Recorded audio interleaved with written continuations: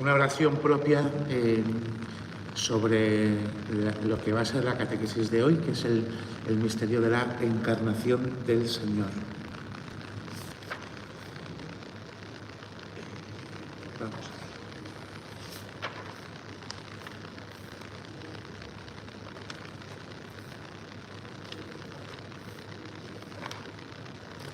En el nombre del Padre, del Hijo y del Espíritu Santo. Amén. Jesús, Hijo del Dios vivo, como un río que brota de un lugar placentero y se inclina por lo humilde de los valles, así tú, mirando a la humildad de tu esclava, descendiste desde el seno del Padre por voluntad del mismo y cooperando el Espíritu Santo hasta el vientre de la Virgen, donde, concebido inefablemente, asumiste la carne. Jesús, compasivo, por los méritos de la Virgen Madre, descienda tu gracia con avidez sobre nosotros, tus siervos muy indignos, que por esta gracia te concibamos dentro de nosotros por amor y lleguemos a producir frutos saludables de buenas obras. Por Jesucristo nuestro Señor. Santa María, Madre de la Iglesia, ruega por nosotros. Muy bien. Bueno, pues si os fijáis, le hemos pedido en esta oración al Señor que realiza en nosotros la misma gracia que obró en la Virgen María, cuando Él se hizo carne, que es el misterio que contemplamos nosotros hoy. La encarnación del Señor, que tiene mucho que ver pues, con la fiesta que celebramos el domingo, de la Inmaculada, donde escuchamos el Evangelio de la Anunciación del Señor, Lucas, capítulo 1, versículos del 26 al 38, que os lo sabéis de memoria, pero vamos a darle un vistazo para ponerlo delante, así, de los ojos del corazón, porque lo vamos a ir comentando un poquitín durante la catequesis, para que entendamos como la obra que se realiza en este misterio de la vida de Cristo, fundamentalmente en María.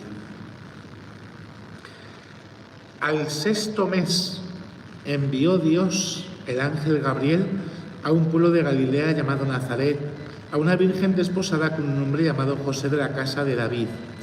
La virgen se llamaba María.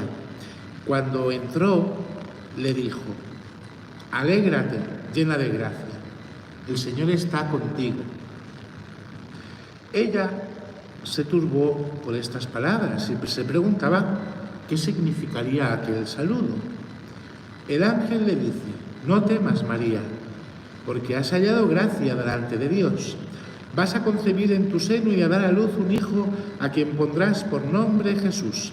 Él será grande, le llamarán Hijo del Altísimo, y el Señor Dios le dará el trono de David, su padre.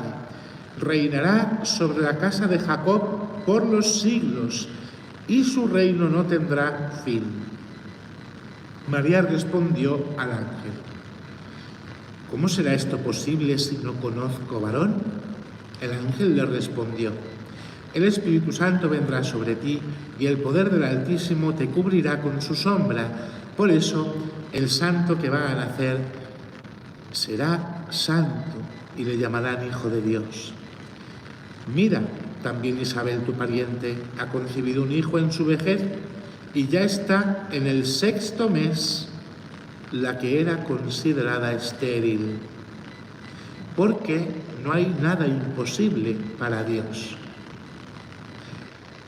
Dijo María: «He aquí la esclava del Señor, hágase en mí según tu palabra». Y el ángel la dejó y se fue.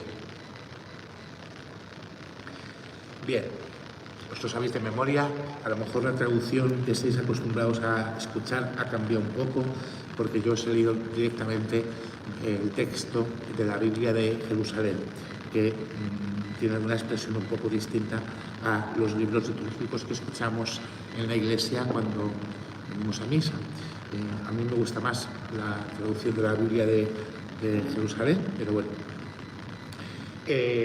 Entonces vamos a acercarnos a contemplar este misterio.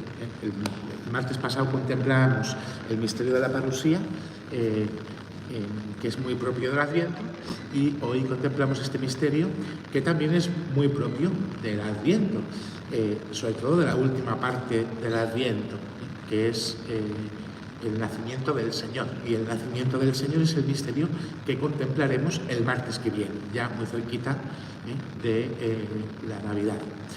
Y, vamos, que nos ha cuadrado muy bien para las catequesis sobre los misterios de la vida de Jesús. Bien, nosotros nos vamos a acercar a un misterio que no lo podemos entender. Es un misterio como incomprensible para nuestra razón. Quizás nos hemos acostumbrado a ver la imagen de Dios en un rostro humano, que es Jesús, ¿verdad? El Hijo de Dios, que se hizo hombre. Y esto está fenomenal, ¿no? Pero yo creo que más que vivir acostumbrados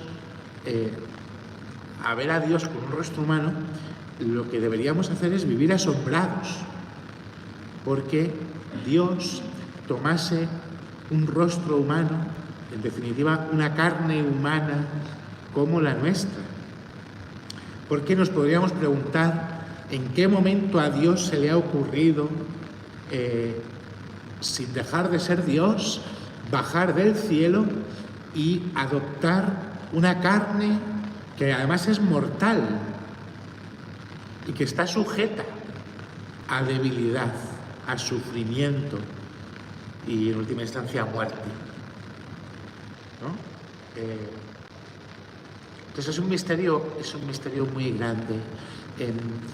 Yo cuando se acerca el tiempo de Navidad siempre me gusta releer, a veces entera, a veces no me da tiempo, pero siempre releo, aunque sea un poquito, una obra de un filósofo existencialista ateo que se llama Jean-Paul Sartre, que a lo mejor os suena y le conocéis.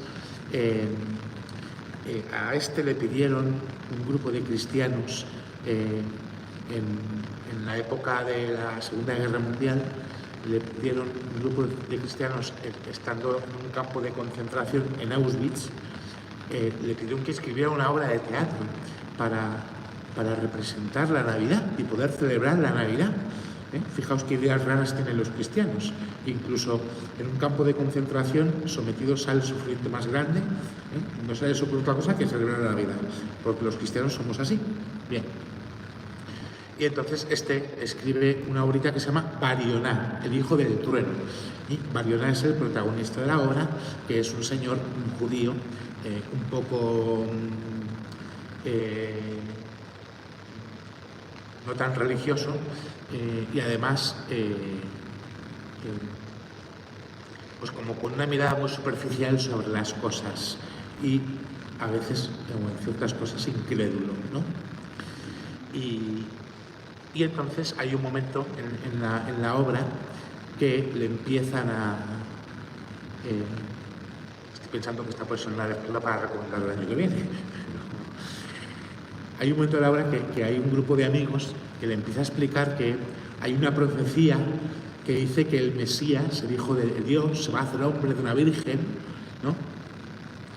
Y entonces dice, un Dios que se hace hombre, pero qué idiotez. Lo dice así. Qué idiotez. No veo qué le podría tentar a Dios de nuestra condición humana. Cuando Dios, desde su trono del cielo, mira a unos mocosos que pululan sobre la superficie de la tierra, o sea, ¿cómo Dios va a querer hacerse uno de nosotros? Y según va avanzando la obra, ¿no? Y los otros le van contando, ¿no? Hay un momento que dice, si un Dios se hiciese hombre por mí, le amaría, excluyendo a todos los demás. No tendría vida suficiente para agradecérselo. Pero ¿qué Dios puede haber tan loco para hacer esto? Pues el nuestro. El nuestro. En el fondo, el misterio que nosotros celebramos es que nosotros no lo pensamos, pero es una locura. Una locura. San Ignacio, cuando escribe los Guerrillas Espirituales, que esto lo habréis escuchado decir alguna vez, cuando va a entrar en la meditación del misterio de la Encarnación, lo que San Ignacio cuenta como composición del lugar, para que nos hagamos un poco hay idea de lo que, oye, cómo, dónde, cuándo, por qué, de qué manera piensa Dios que se hace hombre.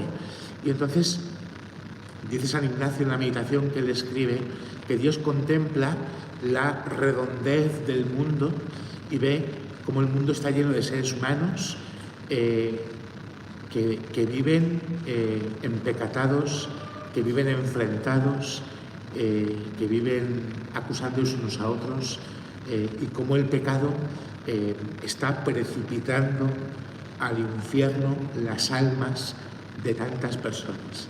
Y entonces Dios, profundamente conmovido, porque nuestro Dios es amor, y Dios no quiere, como dirá el profeta Jeremías, Dios no quiere la muerte del pecador, sino que se convierte y que viva. Dios, profundamente conmovido, en diálogo de amor consigo mismo, porque Dios es Trinidad de personas, Dios decide que la segunda persona de la Trinidad se haga carne, asuma la carne mortal del hombre para poder morir por el hombre y, consecuentemente, salvar al hombre.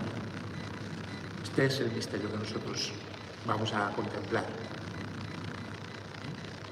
Porque nosotros sabemos que Dios es inmortal, que Dios no puede morir, ¿verdad?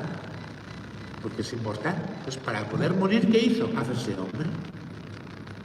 O sea, nosotros lo que vamos a celebrar cuando llegue dentro de unos días la Navidad, que todo además es, porque tiene que ser así, todo es alegría, ternura, gozo, porque la Navidad es así, y porque contemplar a un recién nacido es así. Tú contemplas a un recién nacido, contemplas a un niño, y el corazón se te llena de ternura, de gozo, de alegría, de esperanza. Pero nosotros no podemos olvidar que el que nace, nace para morir. Porque Dios no puede morir. Y entonces adopta una carne humana y mortal como la nuestra.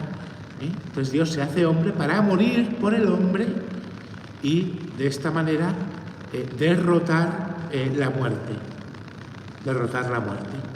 Y darle al hombre la esperanza de la salvación y de la vida eterna. De manera que, como dirán los santos padres de la Iglesia, especialmente San Agustín, pero también los de los primeros siglos, ponen mucho énfasis en utilizar expresiones que son muy concretitas.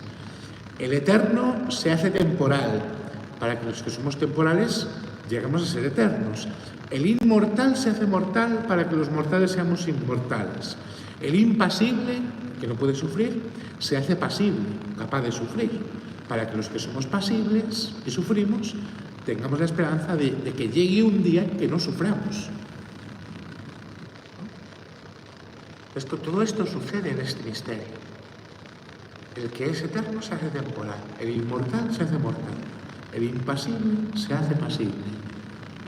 O sea, Cristo, sin dejar de ser Dios y sin dejar de ser el Hijo de Dios, por esto no cabe en nuestra cabeza, asume en su propia persona otra naturaleza, que es la naturaleza humana. De manera que nosotros contemplamos en una sola persona, que es Cristo, que es Dios, contemplamos dos naturalezas, la divina y la humana. Esto supuso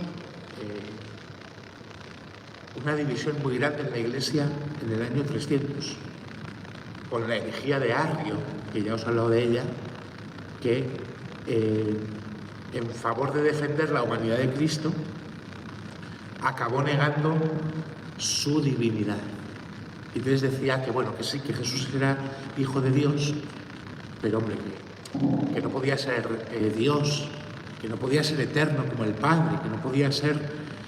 Y por eso el concilio niceno, con su credo niceno, vendrá a explicitar Dios de Dios, luz de luz, Dios verdadero de Dios verdadero, engendrado, no creado, de la misma naturaleza del Padre, por quien todo fue hecho, que por nosotros los hombres y por nuestra salvación bajó del cielo y por obra del Espíritu Santo se encarnó de María, la Virgen. Esto es lo que contemplamos nosotros en esta catequesis. Y fijaros, es muy importante que el credo no dice se encarnó en María, sino de María, para subrayar que se hace de la misma carne que María. Porque sin dejar de ser Dios se hace verdaderamente hombre para salvar al hombre. Bien. Vamos a entrar un poquitín, lo que nos dé tiempo, porque esto es muy largo y a uno no le da tiempo de decir todo lo que le gustaría, en el texto de la Anunciación, que es el momento en el que Dios se hace hombre, baja del cielo y por obra del Espíritu Santo se encarna de María, la Virgen, que es el pasaje de Lucas que nosotros hemos escuchado. En el 6º mes fue enviado el ángel Gabriel a la Virgen María. En el 6º mes de la concepción del precursor, porque más adelante, hacia el final del texto, se nos habla de cómo mira a tu pariente Isabel, ya está de 6 meses, la que llamaban estéril.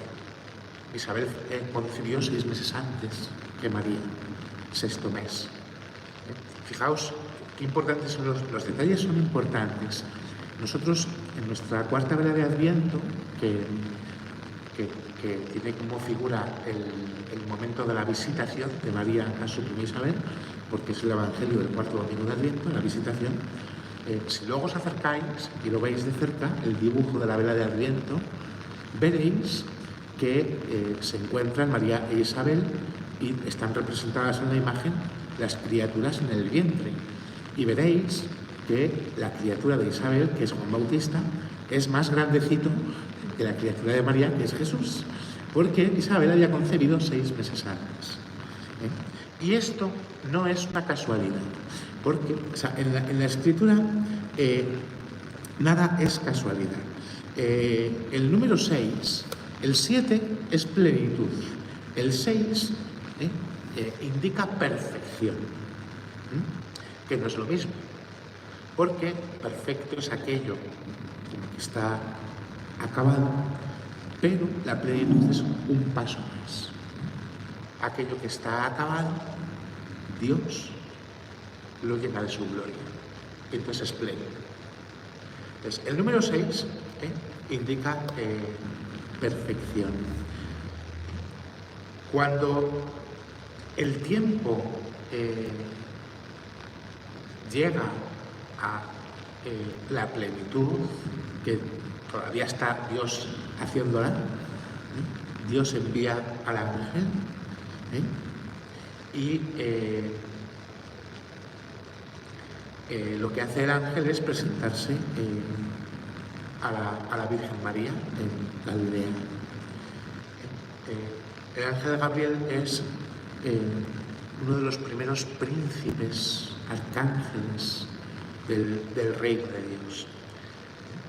Y entonces Ludolfo de Sajonia, que escribe sobre los misterios de la Iglesia de una forma preciosa, dice que Dios quiso reconciliar al ser humano, que se había perdido desde el pecado original.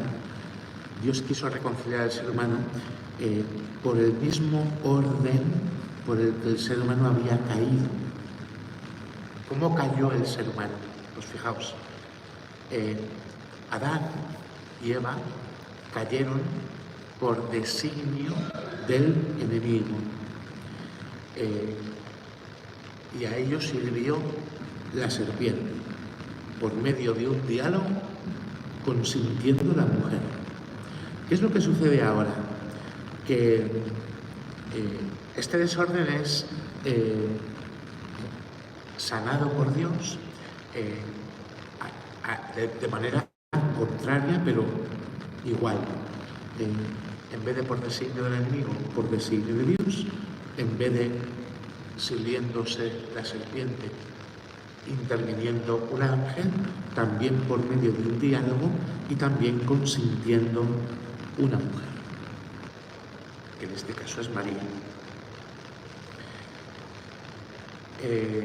Rudolfo de Sajonia dice que debemos aprender a recordar con gusto el comienzo de nuestra salvación, porque es este, el momento en el que el ángel llega a la presencia de María y sucede todo este diálogo que nos escucha en el Evangelio, que a veces estamos tan acostumbrados a escucharlo y parece que lo sabemos de memoria, que no nos paramos a gustar cada palabra, cada expresión, mucho menos lo que significa.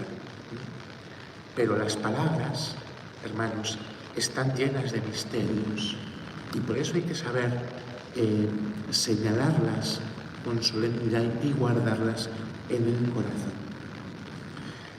Como todo tiene un misterio, el número 6 también tiene un misterio. Cristo fue concebido en la sexta edad, porque todas las cosas tenían que ser perfeccionadas en él. Os he dicho que el número 6 significa perfección. Como Cristo es principio, límite y fin de todos los seres, el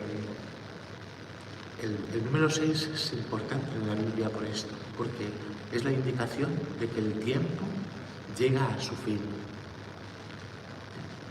Con la encarnación de Cristo empieza el final de los tiempos. Se tiene que terminar de consumar definitivamente. Cristo es concebido en el sexto mes, porque en el sexto mes fue hecho el mundo.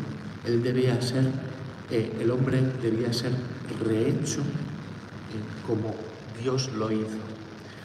En el sexto día de la semana, ya que el hombre fue creado el sexto día, el séptimo día Dios descansó. El que se había perdido debía ser recreado también por él. Cristo es concebido en la hora sexta. En la hora sexta Cristo sufre la pasión porque muere en la hora nona. Igual que en la hora sexta pecó el hombre. La misma hora en la que Eva fue seducida por el demonio es la misma hora en la que María es instruida y visitada por el ángel Gabriel. Todo tiene un profundo significado. Dios no da puntada sin hilo. Luego hay que entender por qué Cristo precisó de nacer de una virgen. No tiene demasiado misterio. Cuando uno intenta acercarse al misterio, inevitablemente, pues como dicen los padres, tiene que entender que si Dios tenía que hacerse hombre, era preciso que lo hiciese en una carne virgen. Entonces, el ángel fue enviado a una virgen en mente, una virgen en cuerpo. San Bernardo decía esto que os decía: si Dios debía ser concebido y nacer, no lo sería sino de una virgen. Si una virgen concibe y da a luz, solo podría hacerlo de Dios. O sea, si tú te preguntas ahora mismo que una virgen concibe y da luz, esto es imposible. Es imposible.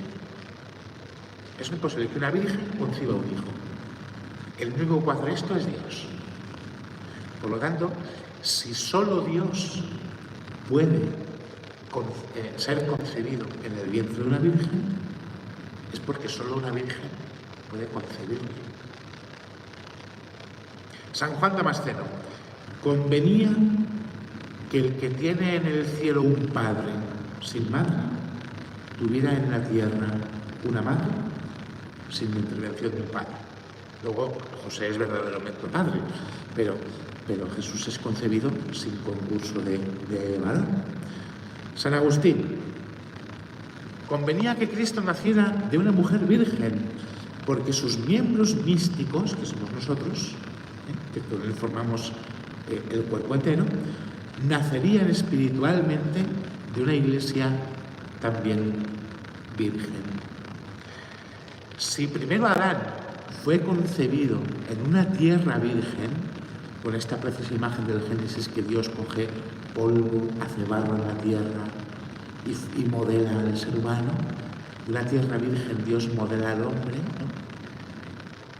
Esta imagen apunta a que el segundo Adán, que tenía que rescatar al primero, tenía que nacer de una virgen.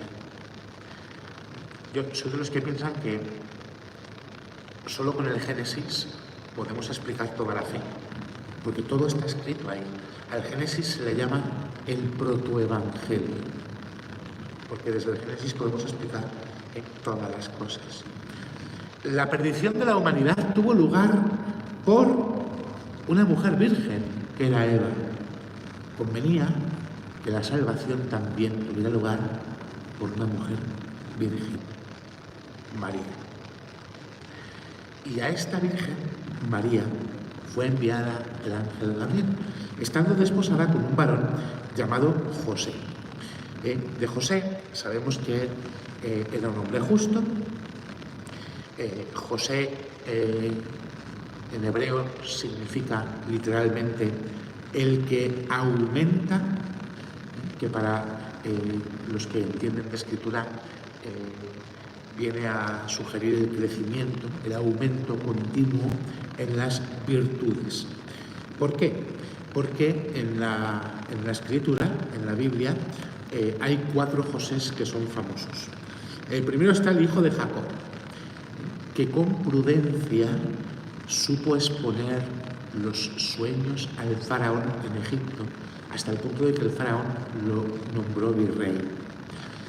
Después está José, el esposo de María, que por la virtud de la templanza supo guardar a la que era su esposa. Luego está José de Arimatea, aquel que se acercó a Pilato cuando Jesús había muerto y que con la virtud de la fortaleza pidió a Pilato el cuerpo de Jesús.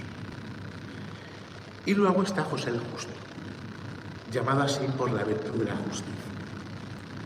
Son las 4 virtudes cardinales: prudencia, templanza, fortaleza y justicia.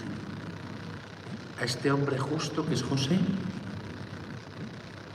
virtuoso, es el que Dios ha pensado que esté desposado con María para que sea el padre de Jesús. No valía cualquiera, porque el que se hacía carne era el Hijo de Dios, que además lo tenía que hacer según lo habían profetizado todos los profetas. Tenía que ser de la casa de David. Cristo desciende del linaje de David, como lo predijeron los profetas, porque María era de la tribu de José. Aquel que fue el hijo de Jacob, que fue vendido como esclavo, llevado al faraón de Egipto, que luego se ganó el favor del faraón, llegaron todos sus hermanos a Egipto, luego los esclavizaron. Es que José es muy importante en la Biblia. María era de la tribu de José. De esta tribu de José será el rey David. Y de la tribu de José, del linaje de David, también es José el carpintero. Y esa misma tribu es María. Entonces, el Hijo de Dios tenía que nacer del linaje de David. Y por eso Dios no escoge a cualquiera, no se reserva a cualquiera. Luego se fija en una mujer que tiene por nombre María. El nombre de María tiene 3 significados que vamos a comentar brevemente porque son profundamente iluminadores para ayudarnos a entender el misterio de la encarnación del Señor. Y Dios se fijó en ella desde su concepción, preservándola de todo pecado, en virtud del nacimiento de su propio Hijo en su propia carne. Entonces, vamos a atender al significado de María en la lengua hebrea, en la lengua latina y en la lengua siria. En hebreo, María significa estrella del mar o iluminadora. Y de hecho, en la Iglesia a la Virgen la invocamos así, como estrella del mar. ¿Por qué? Porque lo fue en el nacimiento de su Hijo. Porque en el nacimiento de su Hijo, lo que sucedió es que de María salió un rayo de luz que iluminó al mundo entero. Todo el mundo entero fue iluminado por el acontecimiento del nacimiento del Señor. A María se la llama estrella del mar porque conduce a los pecadores por el mar de este mundo al puerto de la conversión, que es su Hijo. Porque su Hijo es el puerto al que tenemos que llegar todos, la meta hacia la que nos dirigimos. Mirad, fijaos, las imágenes a mí me ayudan mucho. Hablamos de los signos y las imágenes en la Escritura tienen un valor muy grande. Nosotros pensamos en un pescador. Un pescador, los pescadores que salen... Yo esto, fijaos, nunca lo había pensado hasta que me ha tocado ir a visitar a mis padres que viven lejísimos, y te das un paseo y vas por la mañana caminando y te encuentras a los pescadores que vuelven de estar toda la noche y están ahí repasando las redes. Pero es que yo salgo por la noche al balcón a leer y a rezar la última oración y empiezo a ver en el mar lucecitas, lleno de lucecitas, barcos, los barcos de los pescadores que salen de noche. Es una imagen de la vida. Nosotros somos así. Caminamos por el mar de este mundo, tantas veces a oscuras, queriendo llegar a buen puerto. Pues esta es la Virgen, estrella del mar. Conduce a los pecadores que caminan por la oscuridad de este mundo al puerto de la conversión. En señal de esto, de ser estrella, en la cual nació Jesús, a los magos que venían de Oriente se les apareció una estrella que los tuvo que guiar. ¿Hacia dónde? Hacia donde estaba María, con su Hijo. De la misma forma, conviene que los que somos pecadores volvamos los ojos a María, como los magos se dejaron guiar por esa estrella, o como los navegantes se fijan también en las estrellas para saber trazar sus rutas y llegar al puerto. San Bernardo dirá: no apartes tus ojos del fulgor de este astro si no quieres ser sumergido por las tormentas. Tú que caminas entre tormentas y tempestades, mira la estrella, invoca a María. Hay una cancioncita preciosa que es así. Mira la estrella, invoca a María. Y tiene aquí San Bernardo una oración preciosa. Si eres agitado por las olas de la soberbia, la ambición, la maledicencia, mira la estrella y llama a María. Si la ira, la avaricia, el halago carnal chocan contra la nave de tu mente, mira la estrella y llama a María. Si eres turbado por la enormidad de tus crímenes o confundido por la fealdad de tu conciencia, comienza a absorberte el abismo de la desesperación, mira a la estrella, llama a María. En los peligros, las angustias, las dudas, piensa en María, llama a María. No se aparte de tu boca, no se aparte de tu corazón. No abandones el ejemplo de su vida hasta que alcances la ayuda de su oración. Siguiéndola no te desvías, rogándola no desesperas, pensando en ella no yerras. Si ella te mantiene, no caes. Si te protege, no temes. Si te guía, no te fatigas. Si es tu guía y es propicia, llegas al puerto.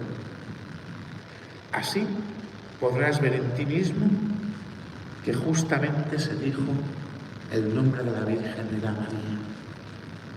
Pues qué bonito. Ella ilumina el mundo con el resplandor de la gracia, con el ejemplo de su santísima vida. Su vida admirable ilumina a toda la Iglesia. O sea, nosotros con cuánta alegría celebramos la Inmaculada, como sabiendo ver que la Virgen es una luz poderosa en nuestra propia vida, porque de ella nació el sol de la justicia. Dios se hizo carne en esta estrella para que pudiese brillar después el sol. Bien, en hebreo significa estrella del mar, iluminadora. En latín María significa mar amargo, mar amargo. Lo fue en la pasión de su Hijo, porque una espada atravesó su alma. Lo es también en la conversión de los pecadores, porque hace que el agua del placer carnal se convierta en vino de compunción. Lo de las bodas de Caná no es un milagro así de casualidad, ¿no? Sino que tiene su sentido también. El mar de la vida presente le fue amargo toda la vida a María, solo porque ella vivía con un deseo enorme de ver a su Hijo glorioso en su reino. En ella está la confluencia de todas las gracias. A María siempre la invocamos como mediadora de todas las gracias, madre de todas las gracias, de la misma forma que todos los ríos confluyen en la mar. Lo que pasa es que las gracias que María distribuye no son amargas. A veces nos ayudan a vivir en medio de la amargura. La gracia nos ayuda a vivir en medio de las desgracias. Por eso, ella, que ha sufrido la amargura primero, nos puede consolar a nosotros cuando la vivimos y la sufrimos en nuestras propias carnes. Y luego está el nombre de María en lengua siria, que significa señora. Señora. Lo fue en su asunción al ser levantada sobre los coros de los ángeles y llevada al cielo. No es solamente la Virgen Señora de los hombres, también lo es de los ángeles en el cielo y de los demonios en los infiernos. Por eso, en la tentación se la invoca a ella, porque ella es capaz de ahuyentar también a los demonios que vienen a veces a tentarnos y a apartarnos de Dios. San Bernardo dice que no temen más los enemigos visibles a cualquier muchedumbre de ejército como temen las potestades malignas a la palabra, a la protección y al ejemplo de María. Los demonios huyen ante ella como el polvo se esparce con el viento y como la cera se derrite ante el fuego, de la misma manera, porque es señora de nuestra vida. Cuando se nombra a María, donde se nombra a María, huye el enemigo, a los reos se les concede el perdón, a los enfermos medicina, a los pusilánimes fuerza, a los afligidos consuelo, a los peregrinos constancia. El nombre de la Virgen era María. Dios no se podía hacer carne en cualquier jovencita que se llamase de cualquier manera. María. Y a María el ángel la encuentra. Fue enviado Gabriel para anunciarle que el Hijo Eterno de Dios amaba su belleza, que la había escogido como madre suya, y para instruirla y que acogiera alegremente a ese mismo hijo, entendiendo que Dios había decretado que por medio de ella se realizara la salvación de todo el mundo. Y para eso lo que sucede es que el ángel entra en María. Nosotros estamos acostumbrados a escuchar que el ángel, entrando en su presencia, dijo, pero el texto literal dice, el ángel entró en María. Entró en María. ¿Dónde entró el ángel? Los padres de la Iglesia dicen, esto es muy bonito, y nosotros tenemos que aprender a vivir esto, además.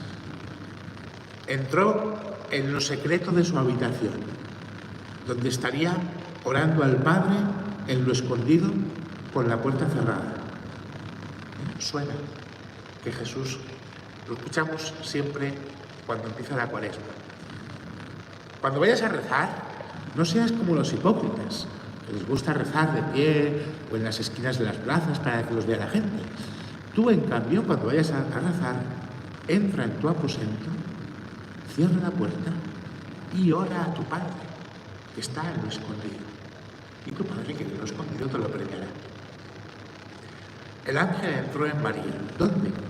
Entró en lo secreto de su habitación, donde María oraba al Padre en lo escondido, con la puerta cerrada. Se refiere al alma de la Virgen. La puerta cerrada, esto nosotros lo tenemos que aprender cuando oramos, para evitar distracciones, para evitar conversaciones, para que no se perturbe, nadie perturbe el silencio de tu oración, ni la castidad de la continencia en María. Había cerrado María sus puertas a los hombres, pero no a los ángeles, y por eso el ángel entra. Dice San Juan Crisóstomo, encontró el ángel a María entregada a la contemplación. Por no buscar gracia ante el mundo, la encontró ante Dios. Y esto es lo que nosotros tenemos que aprender a vivir. A veces nos podemos equivocar pretendiendo encontrar gracia ante el mundo y descuidamos que es ante Dios ante quien debemos encontrar gracia, para que Dios entre, quizás también por medio de su arcángel, y nos haga este anuncio de que Dios también se quiere encarnar en nuestros corazones. Dice San Ambrosio que el ángel la encontró en casa, en el interior de la casa, sin nadie, para que nadie interrumpiera su pura intención de vivir entregada a Dios. Hay quienes dirían que la Virgen estaría contemplando este pasaje de Isaías 7:14.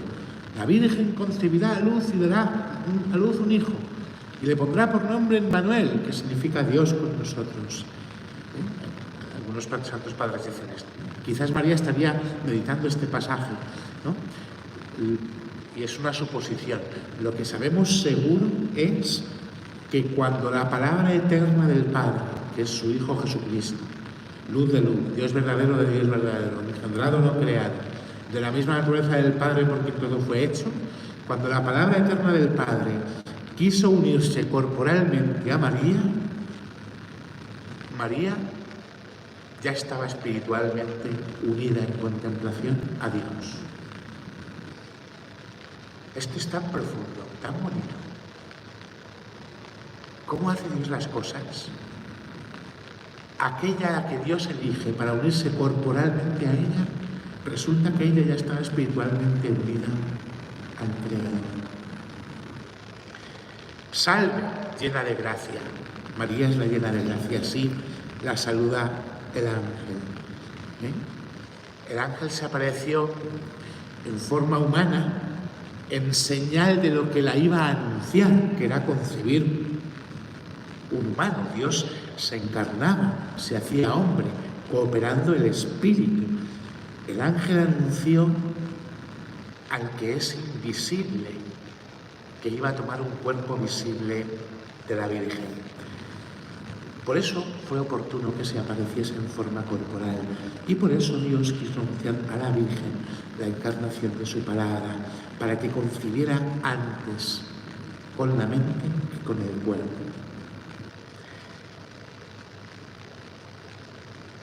Por Eva vino el pecado y en aquel momento Dios hizo una promesa. Maldijo a la serpiente y dijo que gracias a una mujer vendría la salvación.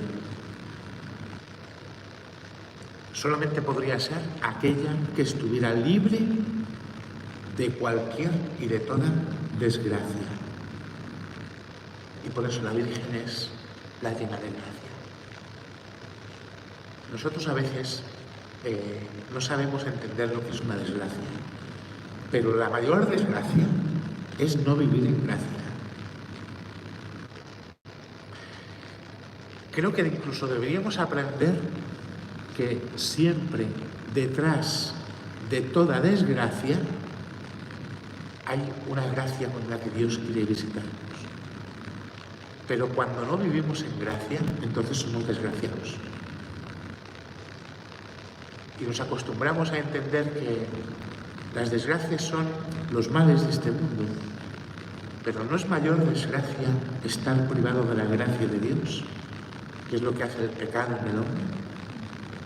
Por eso Dios preservó a María del pecado original, la preservó de la desgracia, precisamente para llenarla de gracia.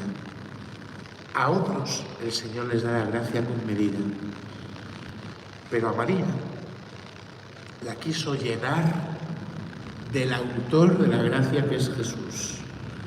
Y por eso se la infundió al mismo tiempo la plenitud de la gracia de Dios, que es su Hijo. Podríamos seguir profundizando en muchas más cosas, y ya se nos va haciendo tarde, pero tendríamos que hablar de la interpretación del nombre de Jesús, que significa literalmente Dios salva. El ángel le dice, le pondrás por nombre Jesús. Jesús es Salvador. Y es el nombre que Dios había impuesto desde toda la eternidad. El Salvador, cuyo reino además no tendrá fin, como le dice el ángel a María. Su reino no tendrá fin. Cristo reina sin fin, porque su reino no es de este mundo. Como él mismo le dirá a Pilato, cuando Pilato le dice, pero tú eres rey, tú lo dices, soy rey. Mi reino no es de este mundo. Si mi reino fuera de este mundo, y por eso Cristo huye cuando le quieren coronar rey en su vida mortal, porque su reino no es de este mundo. Aunque su reino sea manifestado en este mundo, pero su reino no es de aquí, y por eso su reino no tiene fin, y lo decimos también en el credo, cuando confesamos su vuelta gloriosa y vendrá a juzgar a vivos y muertos, y su reino no tendrá fin. Su reino no tendrá fin.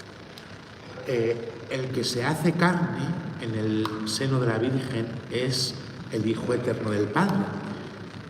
Pero que sea el Hijo Eterno del Padre el que se hace carne no quiere decir que solo intervenga Él. La encarnación es una obra de la Trinidad, de Dios Padre, de Dios Hijo y de Dios Espíritu Santo. ¿Por qué? Porque es el Espíritu Santo el que fecunda las entrañas de la Virgen. El Espíritu Santo vendrá sobre ti. La fuerza del Altísimo es la que la cubre con su sombra, el poder de Dios, Padre, para que el santo que va a nacer sea el Hijo de Dios. La encarnación es obra de Dios Trinidad, de Dios Padre, Hijo y Espíritu Santo, porque Dios no puede separarse. Dios es una comunión de amor. Nosotros estamos hechos a imagen de Dios. Cristo se hace hombre para mostrarnos el amor tan grande de Dios en nuestra vida y para decirnos, amaos unos a otros como yo os he amado. Y cuando Cristo dice amaos unos a otros como yo os he amado, no es un simple mandamiento, sino que es en primer lugar la prueba de que Él nos ha dado ya su amor para que podamos amarnos así. Si no nos lo pediría. El único motivo por el que nosotros nos podemos amar como Jesús nos ha amado es porque Jesús ha puesto ya en nuestros corazones ese mismo amor, que es el amor que hay entre el Padre y el Hijo, que es el don del Espíritu Santo, a quien llamamos gracia, a quien llamamos amor, a quien llamamos caridad, de la que dice San Pablo que es paciente, que es afable, que no tiene envidia, que no lleva en cuenta el mal, que no pasa nunca, que disculpas sin límites, crees sin límites, aguantas sin límites, esperas sin límites, porque la caridad es Dios, Dios es amor, y el amor de Dios, como dirá San Pablo en su carta a los Romanos, ha sido derramado en nuestros corazones por el Espíritu Santo, que es el amor que se nos ha dado. El Espíritu Santo, que es amor, que es el amor del Padre y del Hijo, ha sido derramado en nuestros corazones. Es el amor con el que nos ha amado Jesús. Por eso solo Jesús tiene autoridad para decirnos, amaos como yo os he amado. Toda la obra de la encarnación, de que Dios se haga carne, es el empeño, la locura de Dios de manifestarle al mundo, a cada uno de nosotros, su amor infinito. Un amor que salva, un amor que redime, un amor que vence, porque el amor vence siempre el pecado, el mal, la muerte. ¿Qué vence en el mundo en el que vivimos? ¿Qué vence la enemistad? ¿Qué vence la falta de perdón? ¿Qué vence el rencor? ¿Qué vence el odio? ¿Qué vence en la guerra? ¿Qué vence? El único que puede vencer es el amor. Dios se hizo carne para esto, para demostrarnos que suya es la victoria. Aunque en esta vida tengamos que ir de derrota en derrota hasta la victoria final. Pero caminamos con esta certeza. Dios se ha hecho carne para mostrar la grandeza de su amor, que hace nuevas todas las cosas. Gloria al Padre y al Hijo y al Espíritu Santo, como era en el principio, ahora y siempre, por los siglos de los siglos.